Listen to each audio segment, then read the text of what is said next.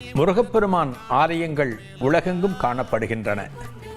எப்படி சிவபெருமானை வணங்குவது சைவம் என்று சொல்லப்படுகிறதோ, மகாவிஷ்ணுவை வணங்குவது வைணவம் என்று சொல்லப்படுகிறதோ, இந்த முருகப்பெருமான் வழிபாடு கௌமாரம் என்று சொல்லப்படும்.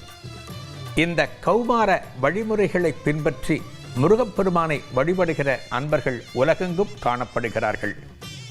முருகப்பெருமானின் சக்திக்கு, முருகப்பெருமானின் அளவற்ற அந்த ஆற்றலுக்கு ஒரே ஒரு பழமொழியை கிராமங்களிலே சொல்வார்கள்.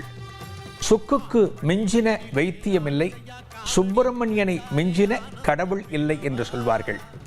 ஒரு இல்லத்திலே சுக்கு இருந்தால் அந்த சுக்கானது எல்லா வியாதிகளுக்கும் ஒரு மருந்தாக, நிவாரணமாக பயன்படும்.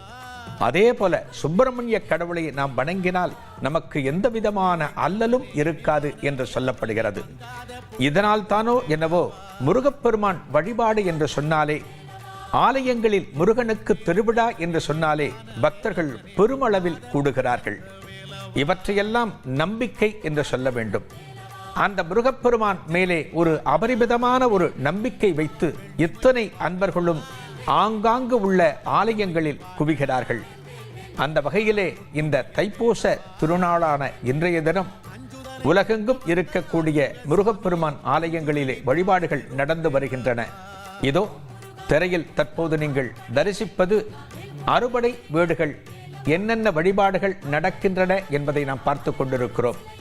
இதிலே ஒரு பெரிய ஆச்சரியம், அந்த அறுபடை வீடுகள் முதல் படை வீடான திருப்பரங்குன்றத்தில் துவங்கி அடுத்து 2ஆம் படை வீடு திருச்செந்தூர், அடுத்து 3ஆம் படை வீடு பழனி, அடுத்து 4ஆம் படை வீடு சுவாமிமலை, 5ஆம் படை வீடு திருத்தணி, 6ஆம் படை வீடு பழமுதிர்ச்சோலை. இதை வரிசைப்படுத்தியவர் யார் தெரியுமா? நக்கீரர் பெருமான். திருமுருகாற்றுப்படை என்கிற தனது நூலிலே அறுபடை வீடுகளிலே இப்படித்தான் அவர் வரிசைப்படுத்தினார். முதல் படை வீடு திருப்பரங்குன்றம்.